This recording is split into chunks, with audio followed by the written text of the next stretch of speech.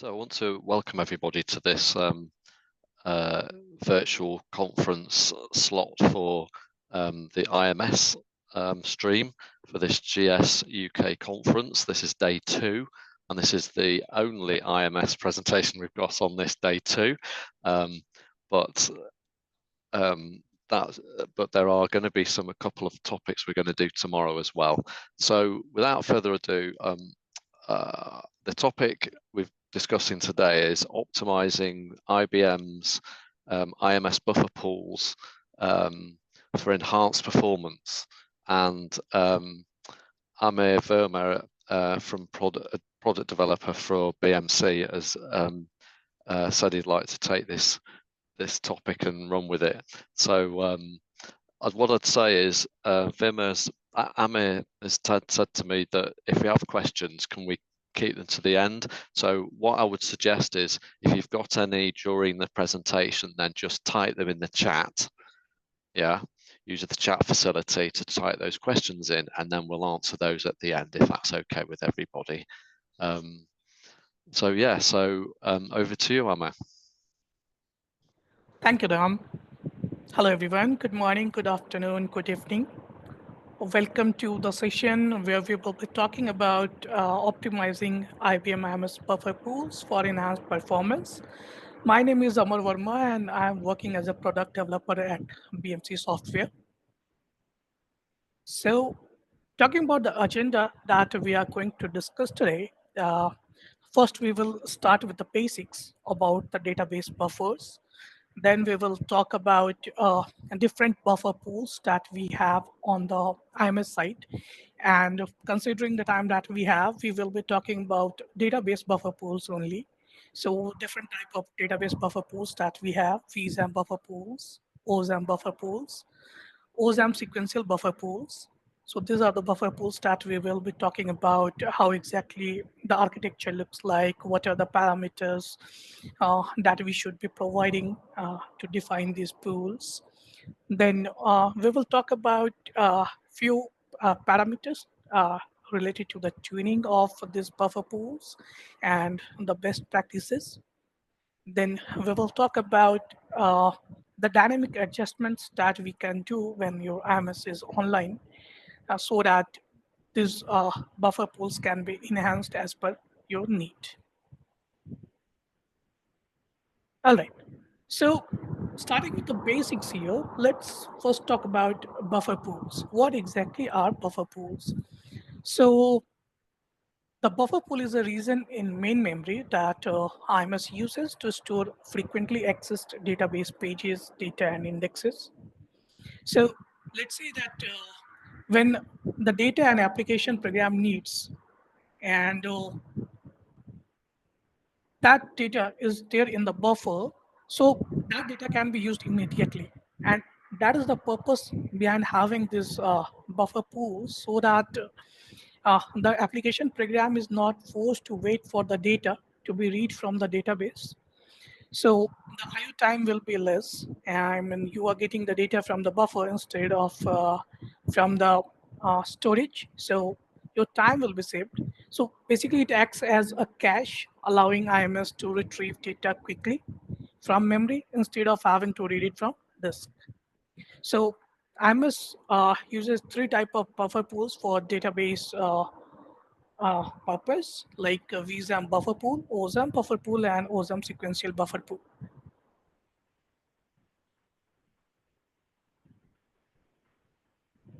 All right. So we talked about buffer pool. Basically, we understood that this is storage in main memory. Now, buffer pool comprises of smaller, more specific areas, which we call as subpool. So subpool has a defined size and number of buffers, and buffers within a subpool are of equal length. So I mean, let's say that you are having a subpool and those subpools are made of buffer. Those buffers are chained together, and the most recently used buffers are at the top of the U chain, and the least recently used buffers are at the bottom. So that's how the buffers are arranged in a subpool. And OSM and VSM buffer pools are both organized into subpools, facilitating different management strategies. So we will have this knowledge of database, buffer pool, subpool, and buffers further into the understanding of how exactly those buffer pools are defined for IMS databases. So let's talk about the overview of a VSM buffer pool. So VSM buffer pool, if you see at the diagram here, so VSM buffer pool is having a max subpool of uh, 11. So total 11 subpools max are defined here, and each subpool can have a minimum of 3 buffers, and the maximum size of a buffer can be 32K minus 1. So when we talk about these subpools and the buffer sizes that are defined, okay, so the basic idea here is that pick buffer sizes that are equal to or larger than the size of the CIs and blocks that are read into the buffer. So that's how you decide to choose what buffer size you are going to pick while designing your buffer pool. And when we talk about buffers, we have an internal component called VSAM buffer handler. So when a buffer is needed, an internal component called the buffer handler is used, which is basically used for the selection of the buffer at the bottom of the U chain, because buffers that are least recently used are less likely to contain data and application program needs to use again. So that is how basically the buffer handler works. So it handles basically the functions that are needed to do with the buffer pool. Now, talking about the buffer pools, we also have some additional buffers which are there in the expanded storage, and we call them VSM hyperspace buffering. So let's say that you are having buffers which are getting exhausted. So to store them separately, you can use VSM hyperspace buffers. You can store your uh, buffer there. So that is one purpose for which you can use your hyperspace buffering. So hyperspace buffering allows you to extend the buffering of 4K and multiples of 4K buffers to include buffers allocated in expanded storage in addition to the buffers allocated in virtual storage. So basically these are the uh, additional buffers that you are plugging in here. All right.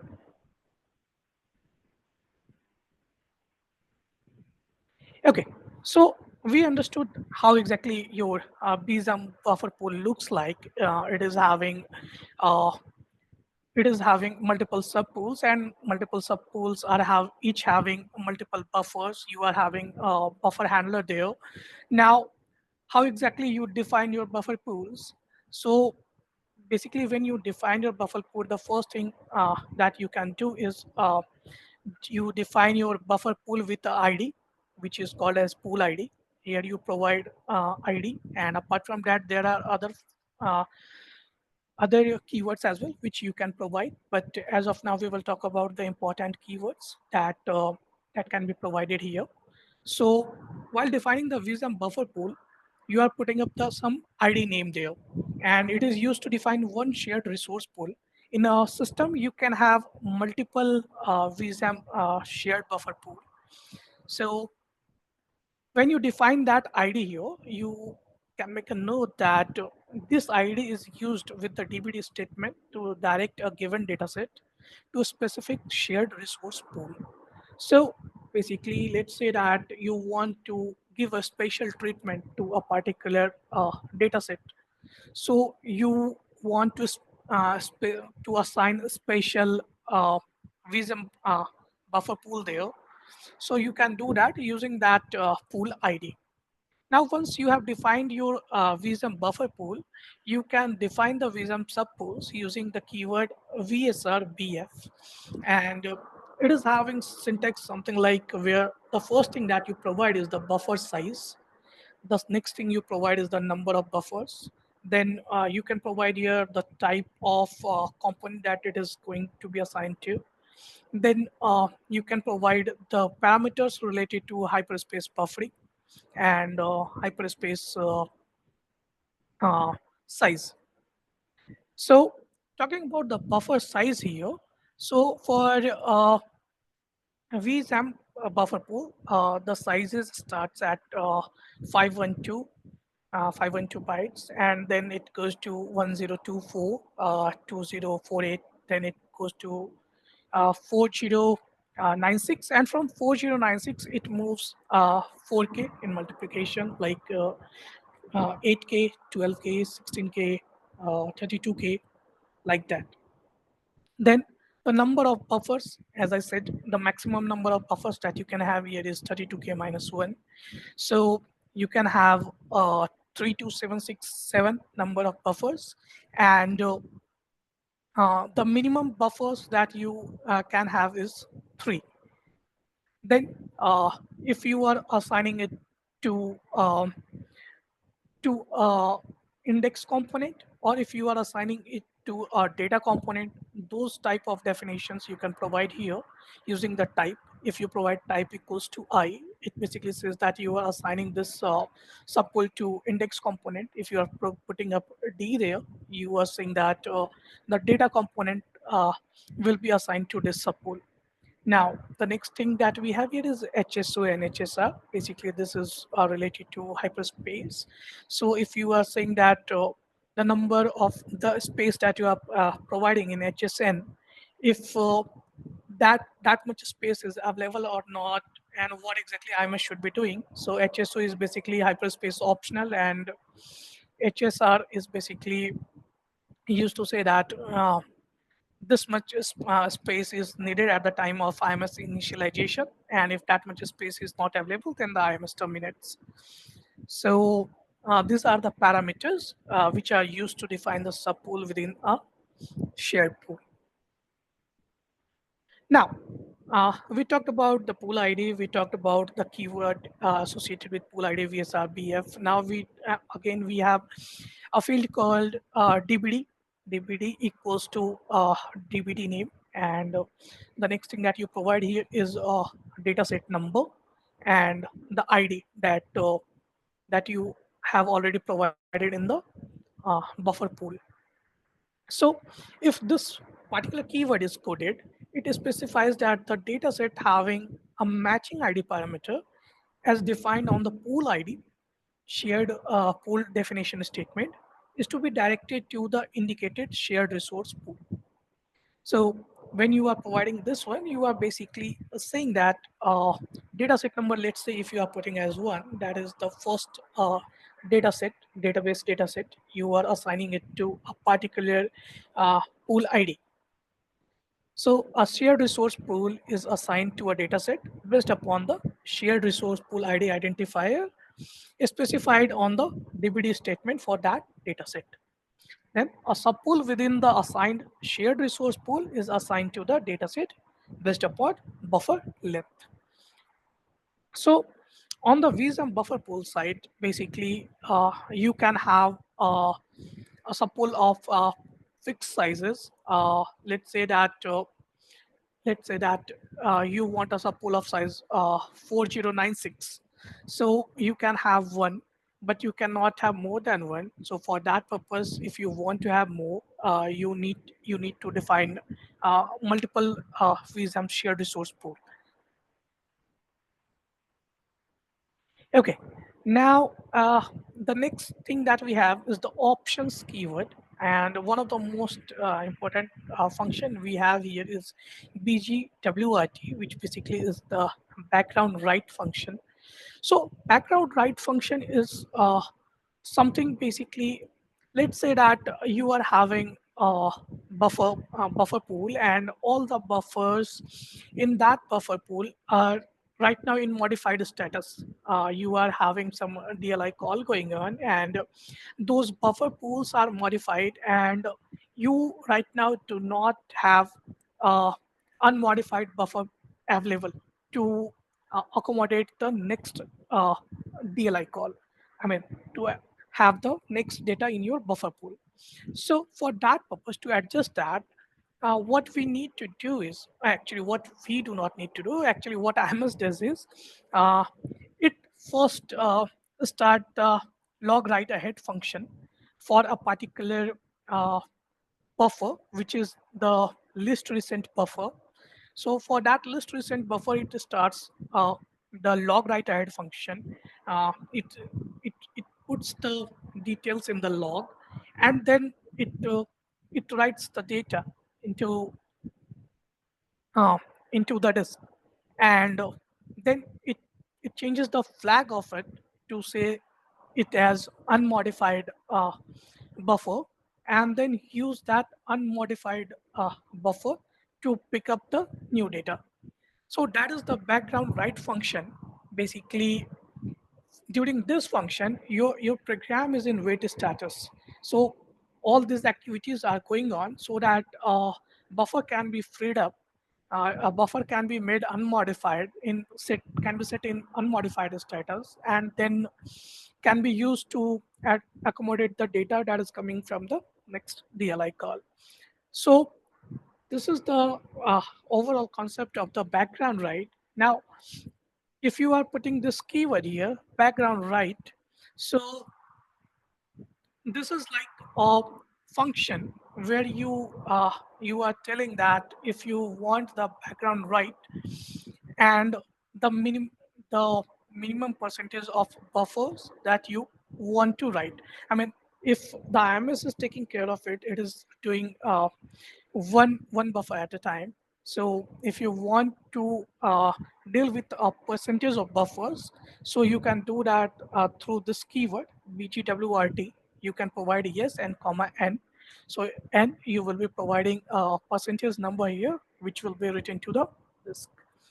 So if you do not provide this, obviously one buffer will be made unmodified, and with each request that is going to take some time.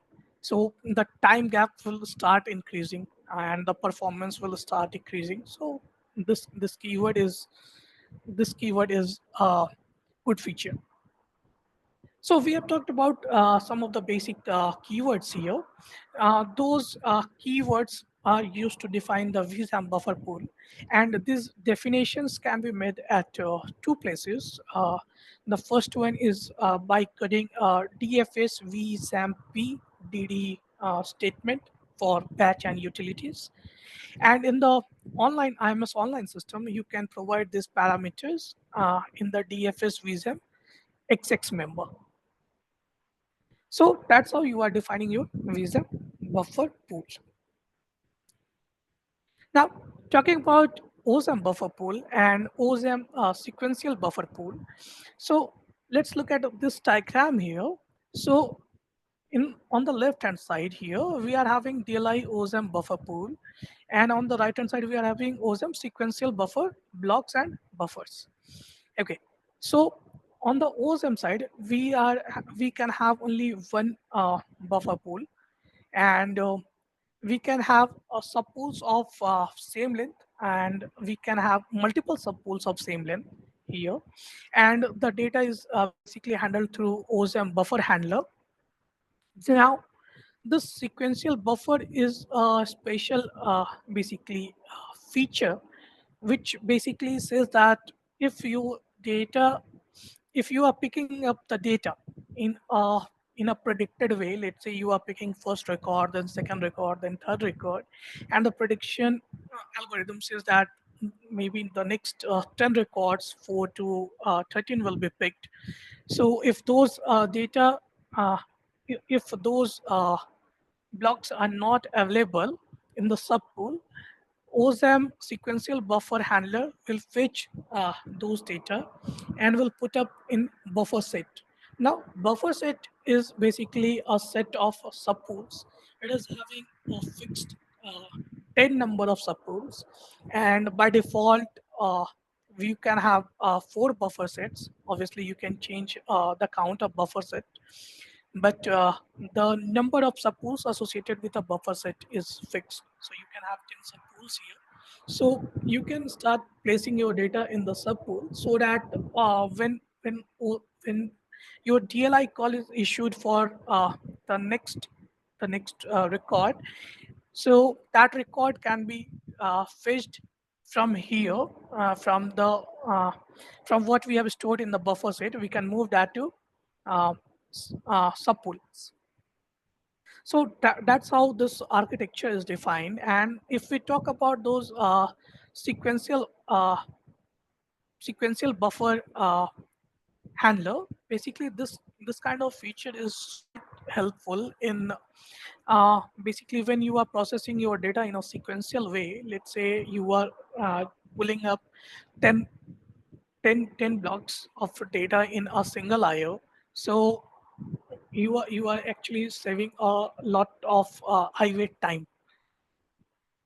So this, this is how TLI OSAM buffer pool and OSAM sequential buffer pool is defined. Now, talking about the minimum size here, OSAM buffer pool can have a minimum of OSAM subpools can have a minimum of 4 buffers, and the buffer size starts at 512, 1024, 2048, and then any multiples of 2048 up to a maximum of 32768. All right. So since we talked about OSAM buffer pool, let's talk about how we can define this OSAM buffer pool. So for this purpose, we have a keyword IOBF, which is used to define OSAM subpool. So you can have a buffer size uh, the same way we had for VSAM buffer pool. You can have the number of buffers, and then a we can also have here uh, ID, and in between there are other uh, keywords as well, like fix1, fix2, basically for the page fixing, for the long page fixing. So this ID that we are having here, now this ID is basically linked to a dataset that we define through the DBD keyword. So here DBD keyword is applicable similar to what we had in the VSAM subpool definition. So if we say that DBD equals to, let's say DBD name and then dataset number and ID. So if this is coded, it specifies that the indicator subpool is to be assigned to the dataset having a matching ID parameter as defined on the IOBF equals to subpool definition statement. All right. So we talked about defining VSAM buffer pools. We talked about defining OSAM buffer pools. Now, talking about how we can trigger OSAM sequential buffers. So by default, OSAM sequential buffers are not active. So if you want to activate it, you need to provide this keyword SB online.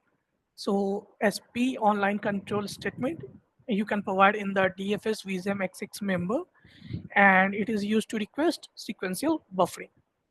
And at the same time, when you provide this keyword, you can also provide max SB equals to double N, which basically says that uh, the maximum amount of space in KB that can be allocated to sequential buffers.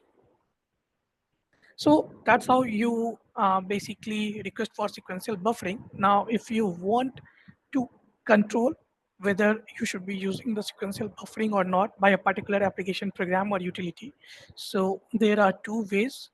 Uh, the first one is through PSP chain. So when you are doing a PSP chain, you can provide this keyword SP equals to cond/no.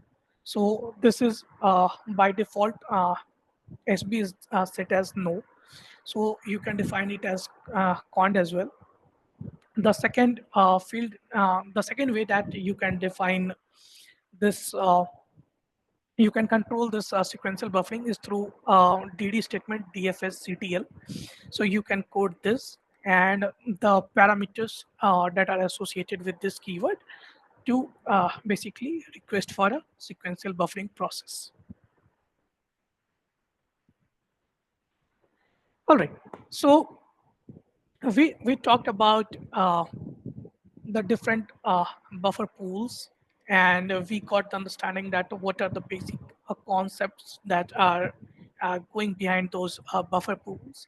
Now, when your buffer pools are active, when your buffer pools are getting used in the system, so to get the stats that how exactly your pool is behaving, you can run a query command, query pool command to gather the stats. And when you gather the stats, there are a few parameters where you can put your focus to understand how exactly your buffer pools are behaving. For example, if you look at the stat for number of VSM writes initiated by IMS ESA, so this number should be high. So if this number is high, basically it says that you are not getting that much of buffer still, which means that you are not using that technique to convert modified buffer to unmodified buffer, basically which takes a bit of time. So the data that is there in the buffers are getting written to the disk by the IMS. So if that number is high, it means that you are processing a good amount of data in less time. Okay. The second field that you can have a look at is the number of VSM writes to make a space in the pool should be low, like the one which I talked right now, that if you have to make the space in the pool, you are making it, you are converting it, converting modified buffer to unmodified, you are making the entry in the logs. So that process takes a bit of time. So less the number of VSM writes to make a space in the pool, the better your VSM pools are working. Okay. The third one that I have is the number of CIs read from external storage should be less. Basically says that your IO time will be less if this number is less. And since your IO time is less, your system is performing well. Your application program is performing well. So you are utilizing your buffer in a better way. And that's what you can look through this field, this parameter. Again, the next one that I have here is number of times CI requested already in pool should be high. Basically talking about the buffer hit ratio. If the buffer hit ratio is high, you are having a good design of your buffer pools. All right. So these were the few parameters that I thought we can have a discussion where you can constantly monitor and see apart from the other fields that how exactly your buffer pools are behaving. Now, talking about some of the best practices that we can have is um, the first thing first, allocate sufficient buffers in the IMS database buffer pool to prevent IO that result from an application program having to reread data previously brought into the pool.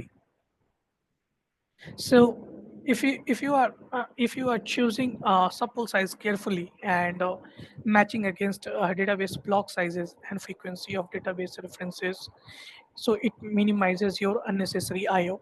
So that you need to look at.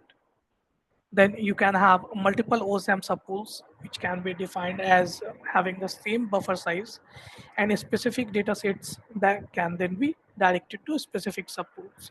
For example, if you are having some of the databases which are high on priority, like which are getting used frequently, and uh, the number of IOs are high there, so you can assign that particular database OSAM dataset to a particular subpool, and you can distribute your single large subpool in single large OSM pool into multiple uh, OSM subpools, and this way the load will get distributed.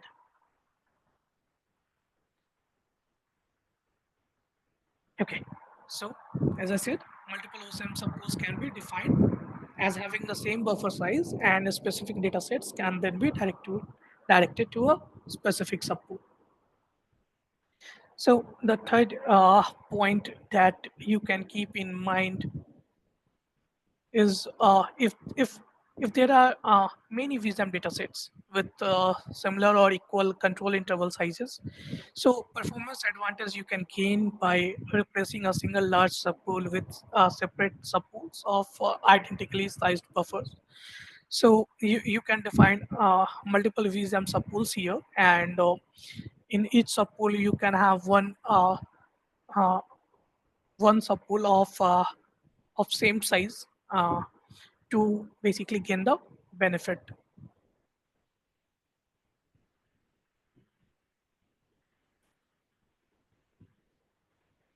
All right.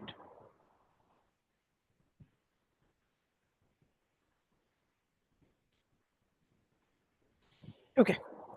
So the next point that you can keep in your mind is you can create separate subpools for VSM KSDS index and data components within a VSM local shared resource pool. So here, basically, the idea is that your your index component can have a different CI size, and your data component can have a different CI size. So uh, instead of using a single subpool for that, you can basically define multiple subpools with different sizes, so that you can cater index separately and you can cater data components separately. So this way, again, your one pool, instead of exploring one pool for two components, you will be exploring two pools, and you will have a better performance. All right. So till now we have talked about some of the parameters that we should keep in mind. We also got to know about few points when we start designing our buffer pools. So we now know that if there is something off, if if you need to make any change to the buffer pools, how exactly you can do that. So basically, the first thing that you can do is you can bring your IMS down, and then you can change the parameters here. Then you can bring your IMS up. But that is not a convenient way. Uh, you may not want to bring your IMS down. So you can change your buffer pools dynamically as well. So if you want to change the buffer number, or if you want to change the buffer size, you can do that dynamically for VSAM buffer pools as well as for OSAM buffer pools. So for that purpose, what you can do is you can uh, you can put your new pool definition in the DFS TF XXX member of the IMS block lib dataset. Okay. For example, if I show you here, if you see, this is how your DFS DF XXX member is going to look. You can put section here with a name, let's say OSM1, and let's say that you want to change the OSM number of buffers to 8,000. So you are putting up the new parameter here, IUBF equals to the buffer size 819 to the number of buffers. Then these are the other parameters, and this is the ID.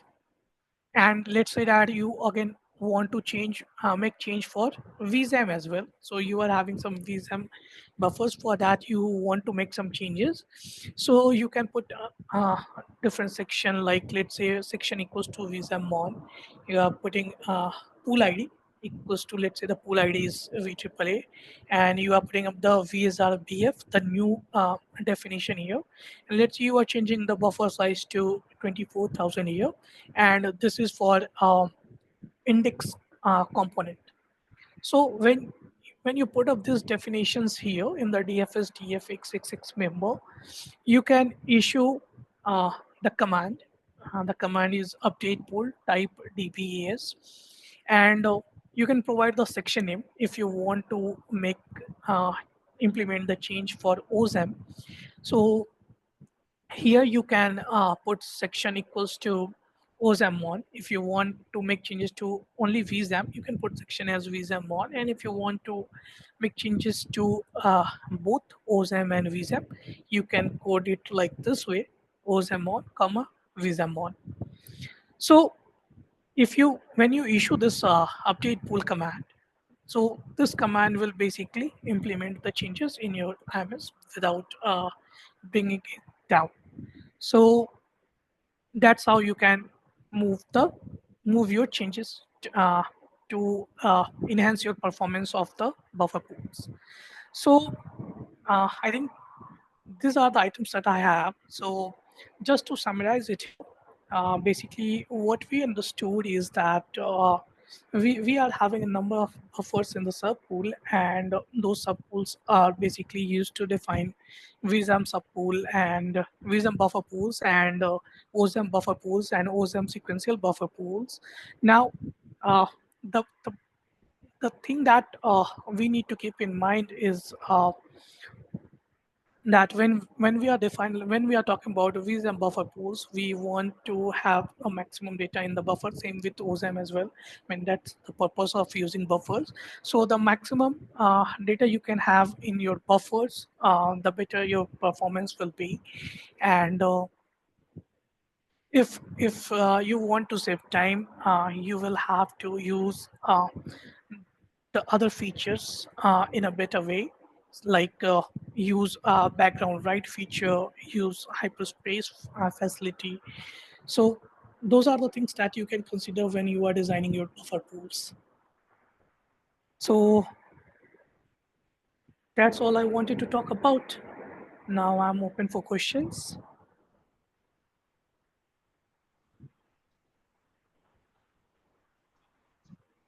Yeah, so I was just going to ask, thanks for that, Amir. You didn't mention about fast buffers. Oh yeah, yeah.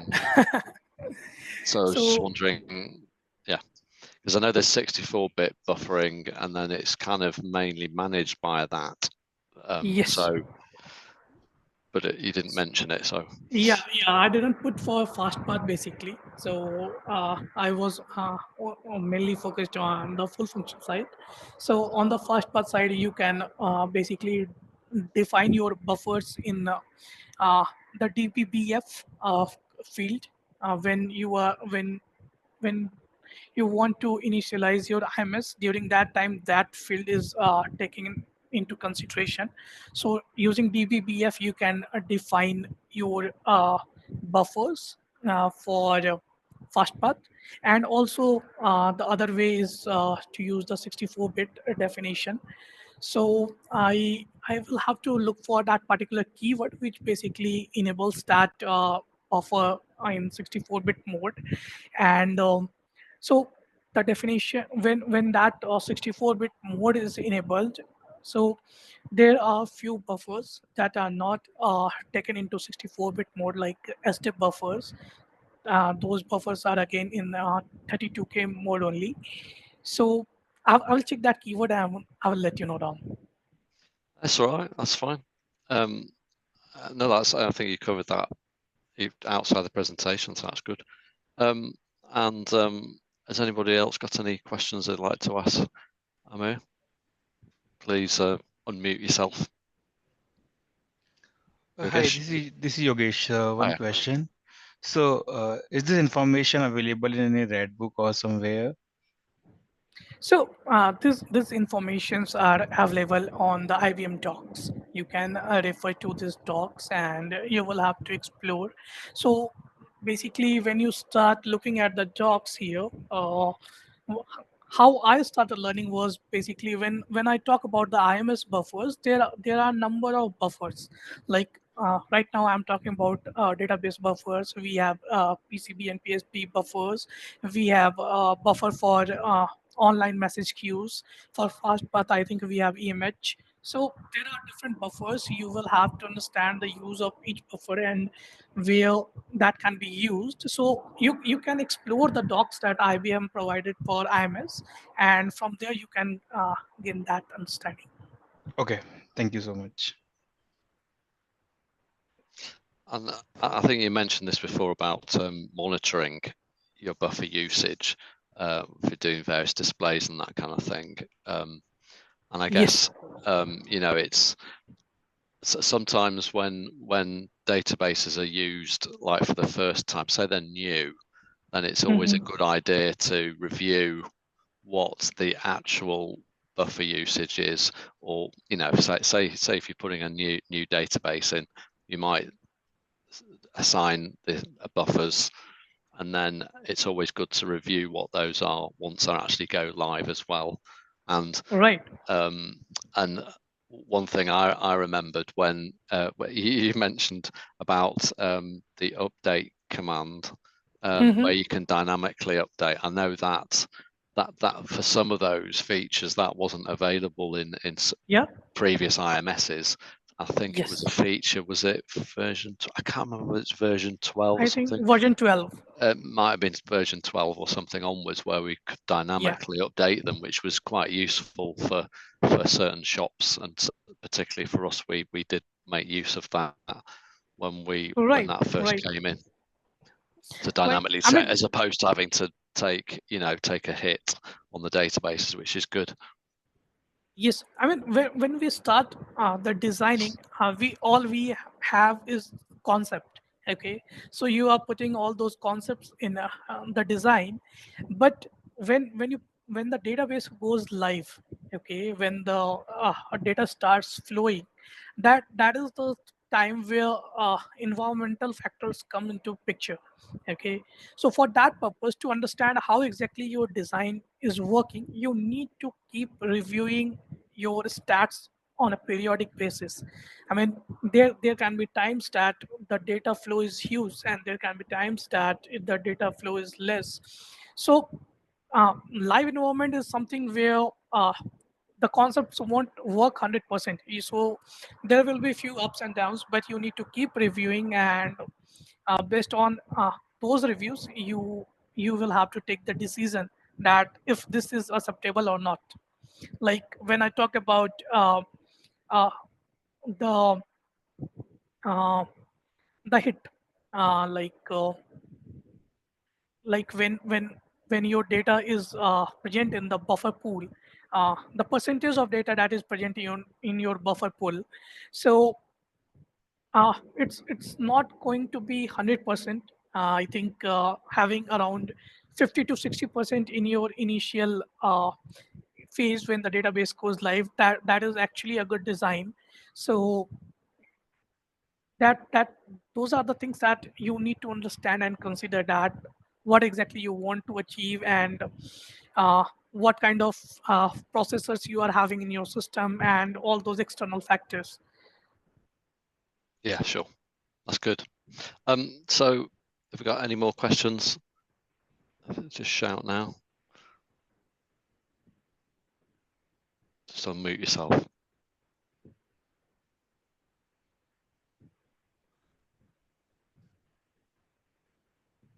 I think Reverendabek is not on mute, but I don't know whether he's asking a question. Okay, so yeah, thanks for pointing out the session feedback as well as this last slide. So please use the QR code here by just pointing your phone to it. You can actually go, as Amir said, you actually submit it via the link there as well and get feedback. So we're always interested in feedback for the session. So, but thanks very much. That was the first presentation for Amir for this guide. UK, and hopefully we'll get more of them from yourself. But much appreciated everybody for joining, and just remember there's IMS sessions tomorrow. We've got a couple more sessions for tomorrow, and enjoy the rest of your days, afternoons, mornings, evenings, and be sure to go on some of the other Guide UK sessions, and hope you enjoy them. So much appreciated all. Thank you. Thank you. Thank you guys for joining and listening. Thanks, Amir. Bye. Bye. Bye all.